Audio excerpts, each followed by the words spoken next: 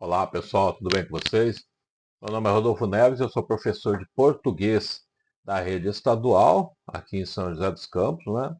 E eu estou fazendo meu segundo vídeo aqui de aulas, tá? Para ajudar vocês aí, alunos, nessa época que a gente está tendo aula remota por causa das provas, né? E também você, professor, que queira usar meu material, que goste, também fique à vontade para usar, tá bom? Hoje eu estou dando início à aula 15 do quarto bimestre do nono ano do ensino fundamental, tá bom?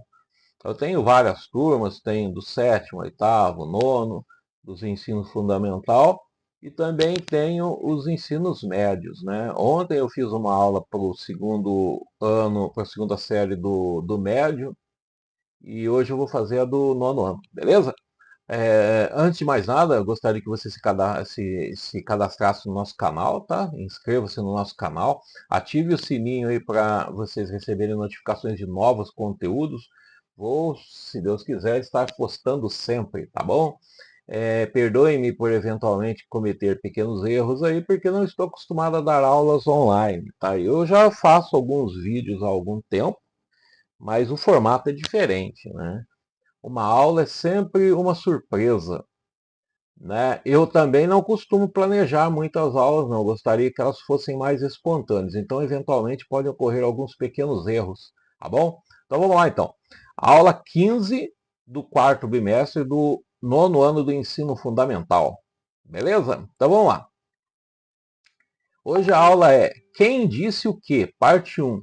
Deixa eu só explicar uma coisa. Todas essas aulas que eu falei são focadas no material digital do governo estadual e também no livro, tá bom? Então, todo o conteúdo que está aqui também está no livro didático, tá? Eventualmente eu vou usar ou um ou outro, né? Mas o conteúdo é replicado nos dois, tá? Quem disse o quê? Parte um, né? O que que trata isso aqui, né? Vamos lá, então. Objetivos. O objetivo dessa aula é ler e compreender um texto jornalístico, refletir sobre o papel do jornalista na curadoria de informações e na elaboração do texto, né? Discutir efeitos de sentido do modo como relatos são apresentados e analisar as citações diretas e indiretas no texto. Beleza? Né? E os conteúdos são leituras de textos jornalísticos e citações. Né? Vamos lá, vamos fazer uma primeira leitura aí, né? Aqui, ó, para começar, do lado esquerdo aqui do slide, a gente tem aqui uns quadrinhos, né? Olha só, a Mônica, ela um rato, né? Olha só, viu como gritar às vezes resolve, né? Agora o rato apareceu com protetor auricular, né? Olha lá, o que que a tirinha tem e te faz pensar, né? Vamos ler um texto jornalístico que traz citações de especialistas sobre o uso da voz, né? Qual dos assuntos a seguir você acha que está relacionado à matéria? Explique, né? Por que gritamos em situações de medo? Gritar pode prejudicar a saúde vocal, o impacto do grito na comunicação e o grito prejudica a audição, né? Vamos lá. Antes de ler a matéria, pense como um jornalista costuma apresentar informações. Agora leia o texto e observe como as informações foram selecionadas e organizadas. Olha só, vamos ler então. Excesso de trabalho favorece perda de voz de cantores, né? Especialistas comentam a importância de acompanhamento de profissionais para a saúde vocal. Aqui você tem aqui, ó, aonde que esse jornal foi publicado, no jornal da USP, a data foi publicada há 6 anos, né? É, foi atualizado no dia 14 de setembro de 2018, tá? E aqui você tem um link também. Vamos lá, recentemente, Bono Vox, vocalista do YouTube, perdeu a voz repentinamente e teve que interromper um show em Berlim. A situação já aconteceu com outros cantores, mas quais são os fatores que os levam a perder a voz? As causas podem estar relacionadas a cansaço, idade, estilo de vida, jeito de cantar. O que vale para todos é a utilização de técnicas vocais e de canto que oferecem não só o melhor desempenho, como evitam problemas de saúde. Em entrevista ao jornal da USP, no ar, Márcia Hetschel, diretora artística e regente do coral da USP, né, Coral USP, e Beth Amin, orientadora de técnica vocal, fonoaudióloga e cantora do Coral USP, falaram sobre a técnica vocal, além do seu trabalho no coral. Márcia Henschel, né, comenta que casos de perda de voz são comuns, inclusive ela já fez tratamento algumas vezes. Quando se trabalha com a voz muitas horas por semana, pode acontecer se não tiver um respaldo, afirma. Pode acontecer se não tiver um respaldo, afirma. Beth Amin explica que é difícil ser um único fator. Os cantores, por exemplo, possuem uma agenda muito difícil. Antes, o espaço entre shows era muito maior. Hoje em dia, existem as viagens de avião que ressecam a laringe, a idade, além de questões inatas, como uma mucosa de laringe mais sensível. A fonoaudióloga fala sobre o primeiro sintoma de que algo não está certo com a voz. Rouquidão por mais de 2 semanas sem causa aparente. Nesse caso, é importante procurar um otorrinolaringologista, fundamental principalmente para os profissionais que trabalham com a voz. Ela recomenda a aula de canto mesmo para quem não trabalha cantando, por ser um exercício interessante para a voz. Márcia esclarece que qualquer estilo musical pode causar perda da voz, mesmo que seja sertanejo, rock ou samba. É necessário um acompanhamento com o professor ou médico, independente do repertório cantado. Beth Amin fala da importância da respiração. Um cantor de ópera precisa de uma técnica de respiração diferente de um cantor de bossa nova. Se a pessoa tem rinite, bronquite, ela precisa tratar isso, porque essas estruturas precisam estar saudáveis, ressalta. Agora, pessoal, vamos fazer o seguinte. Se vocês estiverem estudando numa sala de aula, né, normalmente é o que vai acontecer, hoje, por exemplo, não, porque hoje, pelo menos numa boa parte das escolas, os alunos estão em suas casas. Mas se vocês estiverem na escola, vamos nos reunir em duplas, né? E aí a gente vai responder a essas questões aqui, ó. O que um jornalista precisa considerar para decidir o que deve ou não entrar em uma matéria, seja notícia ou reportagem? Depois, ó, como garantir que o leitor confie nas informações apresentadas? Por que o autor do texto jornalístico lido escolheu entrevistar Márcia Henschel e Beth Amin? Como o autor da matéria cria um tom de alerta? Que palavras ou expressões reforçam esse efeito? E por último, né, quais tipos de situação há na matéria? Pessoal, todas essas respostas elas podem ser encontradas no material aqui que a gente leu até agora, tá? Vocês relerem de novo esse material, vocês vão encontrar essa resposta, tá bom? Eu vou dar uma pausa, aliás, vocês vão pausar o vídeo um instantinho aí, ou então retornem ele e vejam eu relendo de novo para vocês encontrarem essa resposta. Daqui a pouco a gente já parte para a resposta em si, beleza? Bom, eu vou assumir que vocês pausaram o vídeo. Agora vamos para a resposta em si. Vamos lá, vamos para o próximo slide. Ó, o que o jornalista precisa para considerar que, para decidir o que deve ou não entrar em uma matéria, seja notícia ou reportagem, né? Como garantir que o leitor confie nas informações apresentadas? Por que o autor do texto jornalístico lido escolheu entrevistar Márcia Henschel e Beth Amin? Como o autor da matéria cria um tom de alerta? Que palavras ou expressões reforçam esse efeito? E por último, quais tipos de citação há na matéria? Vamos lá, vamos ver qual é a resposta. Né? Olha só, correção. Ó. O que um jornalista precisa para considerar decidir o que deve ou não entrar numa matéria, seja notícia ou reportagem? Um jornalista ele deve considerar a relevância do assunto, a veracidade das informações e o interesse do público. Além disso, é importante verificar as fontes e garantir que o conteúdo seja claro e objetivo, né? Pessoal, esse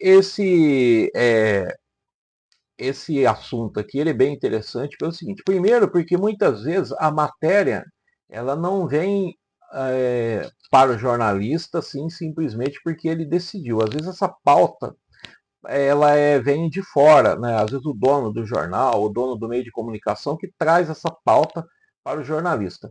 Outra coisa importante dizer também é que às vezes essa pauta nem é o dono do jornal que traz, né? Às vezes é a própria situação no país que obriga que aquela pauta ela seja considerada, seja situações políticas, situações, por exemplo, de calamidades públicas que fazem com que não precise nem se escolher a pauta.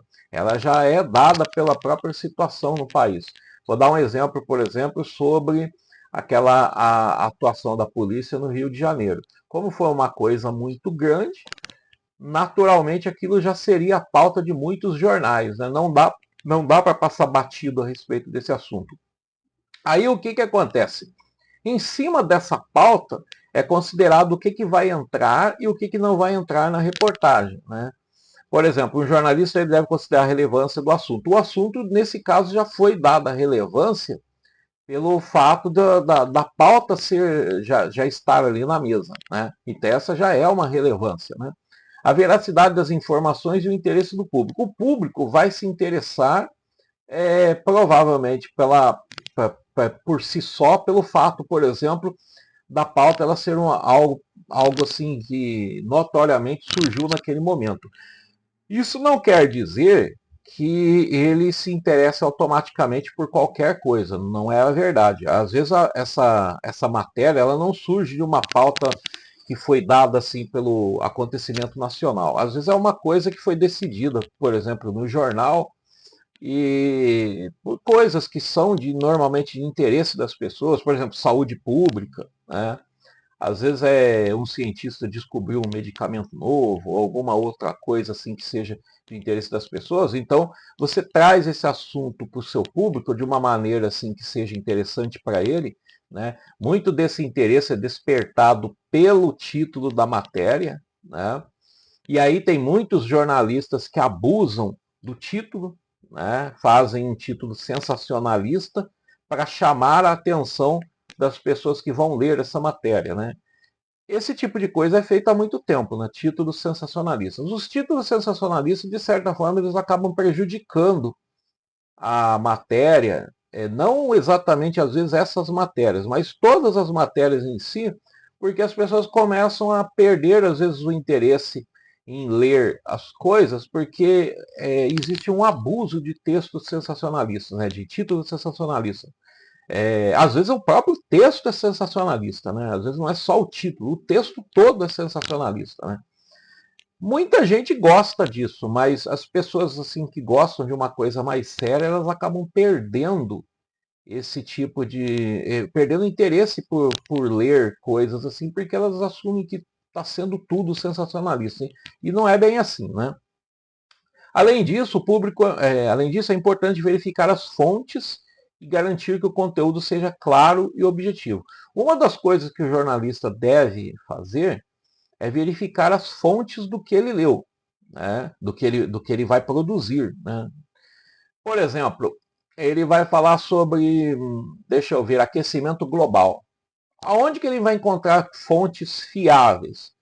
Geralmente em sites de universidades, né? O que está ali na universidade tem o fundamento, pelo menos, das pesquisas que estão sendo feitas. Se as pesquisas estão conduzindo a um resultado válido ou não, isso é outra história. Mas pelo menos o que sai dali é oficial das instituições. Ele não pode colocar o texto de uma pessoa assim desconhecida, que não tem título de nada, que não tem estudo. O que ela vai falar é só mais uma pessoa falando, como centenas de milhares estão falando na internet sem nenhum tipo de fundamentação.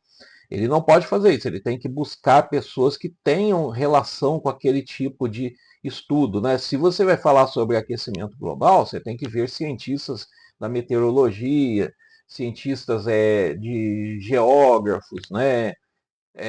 Oceanógrafos, esse pessoal tem algum respaldo para falar de aquecimento global. Se você vai falar sobre medicina, você tem que ver, por exemplo, que a pessoa que está trazendo o conteúdo para você, ela seja um médico, ela seja um cientista, ou no mínimo, então, um biólogo que seja, né? Não pode ser, por exemplo, eu vou falar aqui um assunto de medicina sendo professor de português. A minha titulação não serve para isso, né? Tem muitos profissionais que, porque tem um título de doutorado em uma coisa, ele acha que isso credencia para falar de outra. Não é assim, tá? Por exemplo, há casos aí de pessoas falando um monte de bobagem na internet e dizendo que ele é doutor nisso, doutor naquilo, mas o que ele está falando não tem a ver com a formação dele. Isso não o credencia para ficar falando essas coisas, né?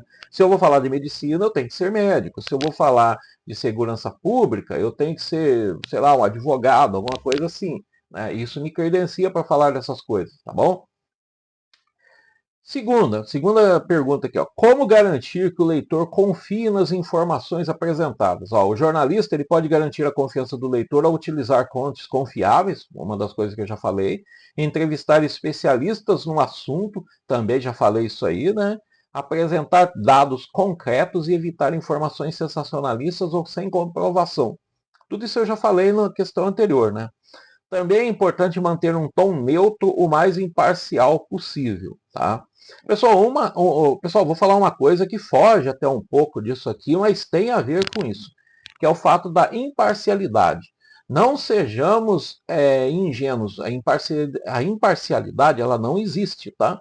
Não existe imparcialidade. O que existe, assim, é pelo menos um esforço em ser o mais imparcial possível. Mas a imparcialidade, ela não existe. Todo mundo que escreve, todo mundo que produz texto jornalístico, qualquer coisa, né? Eles têm um lado, tá? Vamos dizer politicamente. Você vai encontrar jornalistas que eles são mais voltados para o espectro político da direita e outros da esquerda. Então, quando vocês forem ler alguma coisa em um jornal, vocês procurem saber qual que é a linha editorial daquele jornal para vocês saberem que aquele jornal ou aquele jornalista ele vai puxar um pouco mais para um lado ou um pouco mais para o outro. Aí você pode falar assim, professor, mas o jornalista não deveria ser imparcial? De fato, o jornalista deveria ser o mais imparcial possível, mas isso não existe, porque nós somos humanos. Por mais que o jornalista seja honesto, por mais que o jornalista ele queira fazer um jornalismo sério, e muitos fazem sim, ainda assim ele tem as suas crenças pessoais, ele tem o seu segmento político que mais lhe agrada, e mesmo que ele não queira, ele acaba, nas informações que ele traz ali, privilegiando, mesmo que de forma muito sutil, um lado ou outro, tá? Então vocês precisam ter esse cuidado quando vocês vão ler um jornal, ou ler uma matéria na internet, para saber qual que é a linha editorial daquele jornal. Tem jornais, por exemplo, vou dar um exemplo bom aqui. Por exemplo, o site Brasil 247 é um site que ele puxa mais para o espectro da esquerda. Né?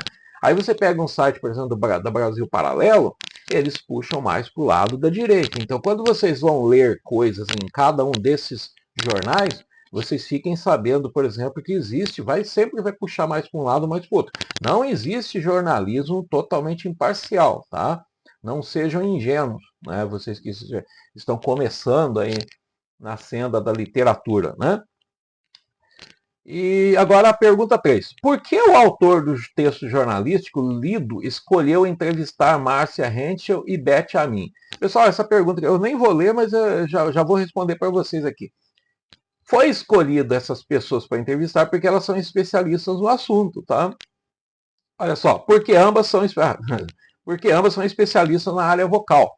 Márcia Henschel é diretora artística e regente do coral da USP. E Beth Amin é fonoaudióloga e cantora. Elas têm conhecimento técnico sobre o assunto e podem fornecer explicações baseadas em sua experiência profissional, trazendo credibilidade ao texto, tá? Pessoal, esse tipo de coisa, quando a gente chama alguém que tem um título, que tem um conhecimento, tal, a gente chama isso aí de apelo à autoridade, né? Quando você vai falar sobre alguma coisa no jornal, por exemplo, e você traz alguém para falar daquilo ali, para poder dar mais credibilidade para o que você está escrevendo, você está fazendo um apelo à autoridade, tá bom? Entendeu? Agora vamos para o próximo slide aí. Vamos lá.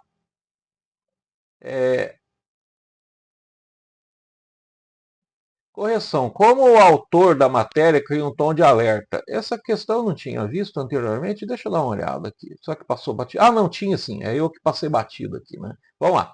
Correção. Como o autor da matéria cria um tom de alerta? Que palavras ou expressões reforçam esse efeito? O autor cria um tom de alerta ao destacar os riscos da perda da voz para cantores e outras pessoas que utilizam muito a voz.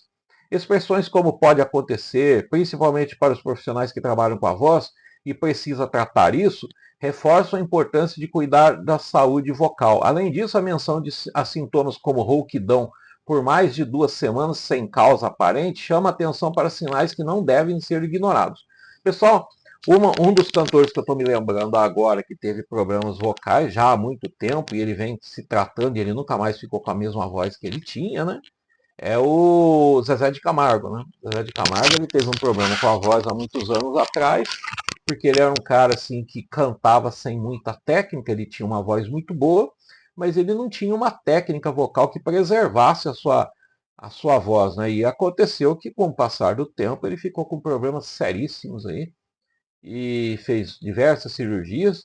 E aquilo ali, vamos dizer assim, hoje quebra o galho para ele, mas ele nunca mais ficou com a voz que ele tinha. É claro que também conta a idade, né? Agora, quinta, quais tipos de citação há na matéria? Olha só, há citações diretas como se a pessoa tem rinite, bronquite, ela precisa tratar disso porque essas estruturas precisam estar saudáveis. E aqui tem entre parênteses está a fonte de onde veio isso, Jornal da USP 2018. Isso aí é chamado de citação direta, tá bom? Agora também há citações indiretas, como falaram sobre técnica vocal além do seu trabalho no coral, Jornal da USP de 2018. Aqui já é mais indireta, porque aqui não foi dito exatamente o que está escrito no jornal, e sim a pessoa que escreveu isso aqui fez uma referência ao que estava escrito. Quando você coloca exatamente a citação, a gente está dizendo que é uma citação direta. A gente coloca exatamente as palavras que foi dita num determinado lugar. Inclusive, muitos colocam entre parênteses a sigla SIC, que é o que está escrito exatamente naquele lugar. Tá? E quando a gente fala baseado no que foi escrito, isso é indireto, tá bom? Vamos ao próximo slide aí, tá? Citações em texto jornalístico. Citação direta. Reprodução exata do que foi dito por alguém, deve estar entre aspas duplas, ou seja, tem as regrinhas. Sabe? Se você vai fazer uma citação direta, você tem que colocar entre aspas duplas e acompanhada do nome da pessoa que falou. Tem um exemplo aqui. Quando se trabalha com a voz muitas horas por semana, pode acontecer se não tiver um respaldo, afirma Márcia Henschel. Né? Pode ver que a citação está entre aspas duplas, né? E entre parênteses logo a seguir, tal a fonte do que foi, da onde foi retirada essa informação, tá? Olha só, o que essa citação traz para a reportagem? Citação indireta. O jornalista reescreve a fala da fonte com suas próprias palavras, sem usar aspas. Mantém a ideia original, mas pode adaptar a linguagem, tá? É o que eu falei anteriormente, né? Quando a citação é indireta, você faz uma referência ao que foi dito, mas as palavras daí passam a ser suas. Por exemplo, se eu faço uma citação da Bíblia, uma citação indireta, eu falo sobre um determinado trecho lá bíblico, mas não exatamente com as palavras que estão escritas lá, tá bom? Eu falo com as minhas palavras, mas elas precisam estar condizentes com o que está escrito lá. Essa aí seria uma citação indireta, tá bom? Vamos dar um exemplo aqui. A fonoaudióloga Beth Amin explica que vários fatores podem causar a perda da voz, como a rotina intensa de shows e o ressecamento da laringe em viagens de avião. Ou seja, ela não fala exatamente com essas palavras foram usadas por quem escreveu isso aí. Porém, a ideia é exatamente essa e está citada naquele lugar da reportagem da USP, tá? Isso aí é uma citação indireta. O que essa citação traz para a reportagem? Vamos para o próximo slide. Então, pessoal, olha só. Citações. Vamos responder essa questão aqui. Eu vou fazer uma pausa no vídeo, aliás, vocês vão pausar o vídeo para responder essa questão. Olha só. Citações. A citação indireta apresenta uma interpretação das palavras ditas por alguém e sempre deve aparecer entre aspas. Isso aí está certo ou está errado? Pausem o vídeo aí um instantinho, respondam, eu vou seguir o vídeo aí com a resposta. Vou assumir que vocês pausaram o vídeo, agora vamos lá então. E aí, a citação indireta apresenta uma interpretação das palavras ditas por alguém e sempre deve aparecer entre aspas, tá certo ou tá errado? É falso, né? Por que é falso? Embora a citação indireta apresente uma interpretação das palavras ditas por alguém, ela não aparece entre aspas, tá bom? É a citação direta que aparece entre aspas, tá? Vamos lá. Observe como as falas das especialistas influenciam a percepção das informações. Releia o texto e escolha um trecho onde há uma citação. Sublinhe a citação e responda. Vamos lá, então. Qual é o efeito da citação escolhida? Qual o efeito da citação escolhida causa? Né? Explica uma informação, efeito informativo, alerta sobre um problema, efeito de conscientização, dá credibilidade ao texto, efeito de autoridade. O que vocês acham? Né? Vamos a 2. A citação que você selecionou é direta ou indireta? Como você identificou o tipo de citação? E a 3. Se essa matéria não tivesse fala de especialista, o impacto seria o mesmo? Justifique. O que vocês acham? Pausem o vídeo. Se for preciso, retornem, leiam aí no livro de vocês, porque isso aí também está no livro de vocês. E daqui a pouco vocês liberam o vídeo de novo, né? Despausem o vídeo, porque eu vou seguir com as respostas, tá? Só assumir que vocês já voltaram com o vídeo, vocês pausaram e agora voltaram com o vídeo, vamos ver as respostas, tá? Vamos lá. Correção das respostas possíveis. Né? Qual é o efeito a citação escolhida causa? Olha lá. Exemplo do trecho. Márcia Henschel comenta que casos de perda da voz são comuns. Inclusive, ela já fez tratamento algumas vezes. A resposta escolhida foi alerta sobre um problema, efeito de conscientização. Beleza? A citação que você selecionou é direta ou indireta? Como você identificou o tipo de citação? Eu vou dar um exemplo aqui. Ó. A citação é indireta, pois não está entre aspas e foi reformulada pelo autor da matéria, transmitindo a ideia da entrevista sem reproduzir exatamente suas palavras. Tá? Beleza? Se você escolheu alguma outra que seja indireta, ela não deve estar entre aspas, não. Tá? Só se foi direta. Beleza? Se essa matéria não tivesse falas de especialistas, o impacto seria o mesmo? É claro que não, né? Por exemplo, se nós estivéssemos feito uma matéria, mas sem fala de especialistas, falas apenas de pessoas que passaram pelo problema e tal, o impacto não seria o mesmo, porque nós não teríamos um respaldo de um especialista no assunto que poderia dizer as causas e os efeitos tal, com maestria, indicando cientificamente essas coisas, né? Olha lá. A resposta é não, porque as falas das especialistas reforçam a credibilidade da matéria e trazem exemplos reais. Né? Sem essas citações, o texto poderia aparentar ser menos confiável e não teria o mesmo impacto da conscientização sobre a saúde vocal. Pessoal, uma coisa aqui, fazer um parênteses aqui. Esse é um recurso muito usado por jornalistas para trazer, eles trazem um especialista num assunto, para poder dar credibilidade para uma matéria, tá? E, de certa forma, né, isso não quer dizer que a matéria ainda assim ela tenha valor científico, porque apesar de ter trazido um especialista, esse especialista muitas vezes ele pode falar um monte de abobrinha, mas ele faz o apelo à autoridade. Né? É claro que isso é muito difícil de acontecer, porque um especialista ele tem um nome a zelar. Né? Então, muitas vezes, ele não fará isso. Né? Mas, como eu já havia dito anteriormente, todo mundo tem um viés ideológico, seja de um lado ou seja do outro. Então, ele, para defender pontos de vista, muitas vezes, ele acaba não sendo tão científico ou criterioso assim. Então, a gente precisa tomar cuidado com os apelos à autoridade, tá bom? Porque por causa dele que muitas coisas são feitas aí de forma enviesada, tá? Vamos lá. Vamos para a próxima página. Agora vamos lá, o encerramento, tá? Na próxima vez que ler um texto jornalístico, como você pretende analisar as citações e a escolha das palavras? Por quê? E pensando na sua própria rotina e na forma como utiliza a voz, quais cuidados você poderia adotar para evitar problemas como os mencionados no texto? Isso aqui é para vocês pensarem, né? Com as suas palavras aí. Na próxima vez que você ler um texto jornalístico, como você pretende analisar as citações e as escolhas das palavras? Por quê? Uma das maneiras que você pode fazer isso é consultar as fontes que aquela pessoa utilizou. É claro que, por exemplo, se foi uma fonte, foi um especialista que não citou nenhum trabalho, ele simplesmente falou por si mesmo, né, apesar de ser especialista, fica mais difícil fazer isso. Aí você terá que você mesmo escolher fontes que falem a respeito daquele assunto. Mas se foi citadas fontes, aí fica mais fácil. Você pode pesquisar através dessas citações aí e descobrir se o que foi dito ali é verdadeiro, né? Ele condiz com o que foi colocado, né?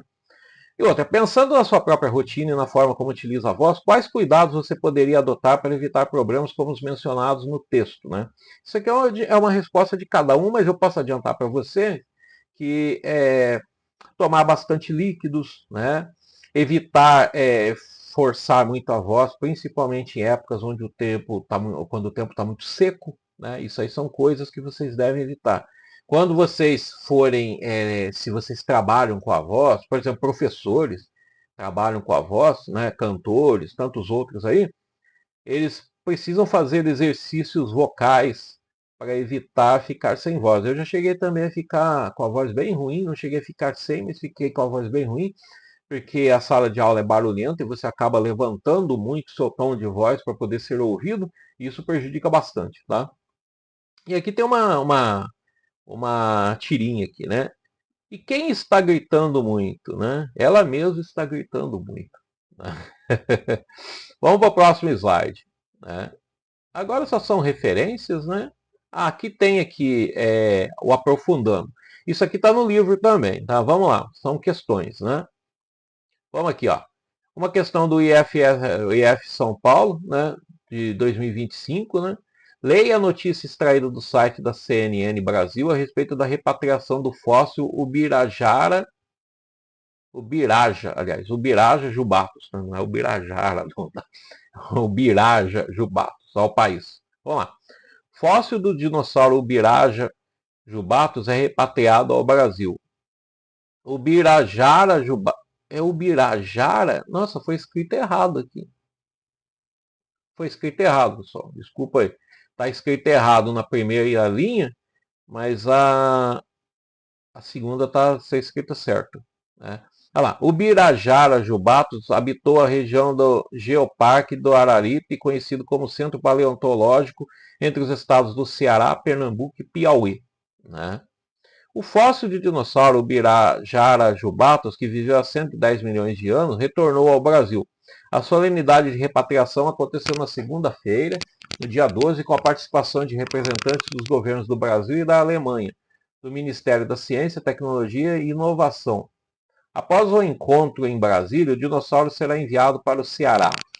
O espécime vai compor o acervo do Museu de Paleontologia Plácido Cidade Nuvens da Universidade Regional do Cariri, o URCA.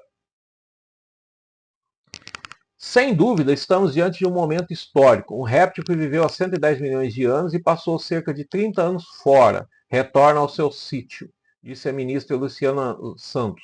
A repatriação foi um esforço dos pesquisadores e pesquisadoras do nosso país. É um patrimônio brasileiro que está de volta após a cooperação bem-sucedida com a Alemanha. O Ubirajara jubatus habitou a região do Geoparque do Araripe, conhecido como Centro Paleontológico, entre os estados do Ceará, Pernambuco e Piauí. O fóssil foi levado para a Alemanha nos anos 90, tendo sido identificado há cerca de 3 anos no Museu Estadual de História Natural de Karlsruhe. Não sou alemão, não sei falar, né? Após a publicação científica. O curador do museu, Julian Kimming, né? É difícil falar esse nome, defendeu o retorno do fóssil ao Brasil. O fóssil agora estará acessível para os pesquisadores e para a população brasileira. Hoje é um dia para agradecer. Falamos de anos de procura e negociação de uma peça fundamental que explica os primórdios da vida na Terra. O Ubirajara é de grande representatividade para a população do Ceará, Nordeste e Brasil, acrescentou o governador do Ceará, Eumano de Freitas. Vamos lá. A língua portuguesa possui diversos recursos para enfatizar uma opinião ou fato. No texto foram utilizadas citações diretas e indiretas. Assinale a alternativa cujo trecho apresentado corresponde a uma citação direta. Vamos lá, pessoal. Pausem o vídeo aí, leiam as alternativas, tá? E depois vocês respondam. Eu vou passar aqui para o livro para ver se passar para essa aqui. Quer ver? Vamos lá.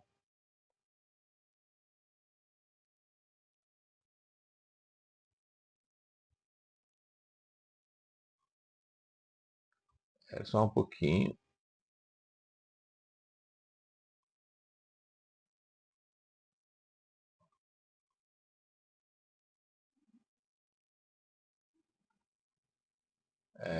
Só um problema aqui que eu tinha colocado na lição errada aqui. Peraí.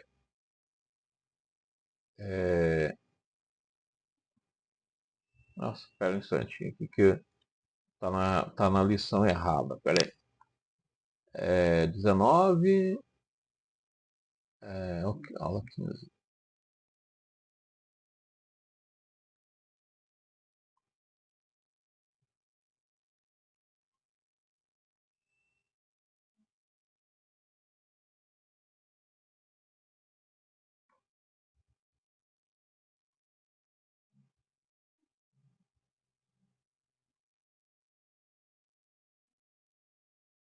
Vamos lá.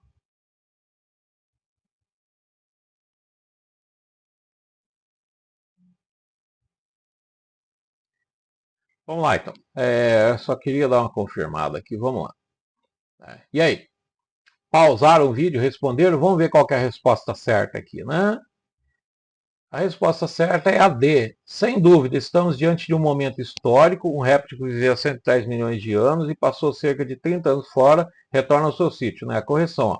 Citação direta ocorre quando o discurso de alguém é reproduzido exatamente como foi dito ou escrito, mantendo a estrutura original e sendo indicado pelo uso de aspas. Tá bom? Né? O texto da alternativa D foi dito pela ministra Luciana Santos, ou seja, o texto traz as palavras dela sem alteração. Tá bom? Vamos à próxima aqui, ó. Enem. Emagrecer sem exercício. Emagrecer sem exercício? O hormônio aumenta a esperança de perder gordura sem sair do sofá. A solução viria em cápsulas. O sonho dos sedentários ganhou um novo aliado. Um estudo publicado na revista científica Nature, em janeiro, sugere que é possível modificar a gordura corporal sem fazer exercício.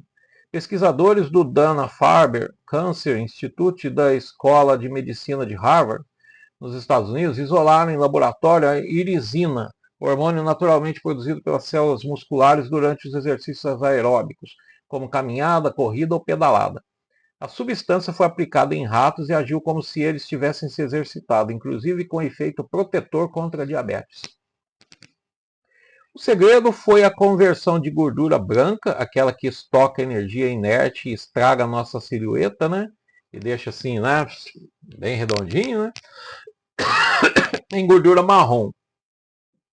Mais comum em bebês e praticamente inexistente em adultos, esse tipo de gordura serve para nos aquecer. E nesse processo gasta uma energia tremenda. Como efeito colateral, afinaria nossa silhueta. A expectativa é que, se o hormônio funcionar da mesma forma em humanos, surja em breve um novo medicamento para emagrecer, mas ele estaria longe de substituir por completo os benefícios da atividade física. Possivelmente existem muitos outros hormônios musculares liberados durante o exercício e ainda não descobertos, diz o fisiologista Paul Cohen, professor assistente da Universidade de Pittsburgh, nos Estados Unidos. A irisina não fortalece os músculos, por exemplo. É para ficar com aquele tríceps de fazer inveja, só o levantamento de controle remoto não daria conta. Né? Agora vamos lá, vamos responder aqui, né? Para convencer o leitor de que o exercício físico é importante, o jornalista usa a estratégia de divulgar que, vamos lá, se trata de uma forma de transformar a gordura branca em marrom e de emagrecer. A irisina é um hormônio que aparece, que apenas é produzido com exercício físico. O exercício é uma forma de afinar a silhueta para eliminar a gordura branca. E com o exercício vão produzir os outros hormônios e benefícios. E aí, pessoal, pausem o vídeo e respondam aí, né? Eu já volto. Bom, eu vou assumir que vocês pausaram o vídeo. Vamos lá, vamos ver qual é a resposta? A resposta é a última. Com exercício são produzidos outros hormônios e benefícios. Olha só. O texto apresenta um estudo sobre a irisina, um hormônio que pode ajudar na queima de gordura sem necessidade de exercícios. No entanto, o autor deixa claro que o exercício físico não pode ser totalmente substituído, pois há outros hormônios e benefícios envolvidos, como citação. Olha só a citação, tá? Entre aspas, tá vendo? Possivelmente existem muitos outros hormônios musculares liberados durante o exercício e ainda não descobertos. O fisiologista Paul Cohen sugere que a erisina não é a única substância importante produzida pelo corpo durante a atividade física. Beleza? Olha só, pode ver que estava entre aspas duplas, isso é uma citação direta, tá? Tá? Esse aqui agora é para professor, tá? Beleza, pessoal? Essa aqui, portanto, essa aqui foi a aula 15, tá? Do quarto bimestre do nono ano do ensino fundamental, tá? Eu espero que vocês tenham gostado da aula. Se vocês tiverem sugestões, reclamações também, podem, fiquem à vontade para escrever aí embaixo. Aí. Beleza? Eu volto numa próxima oportunidade com mais aulas aí. Tá bom? Valeu!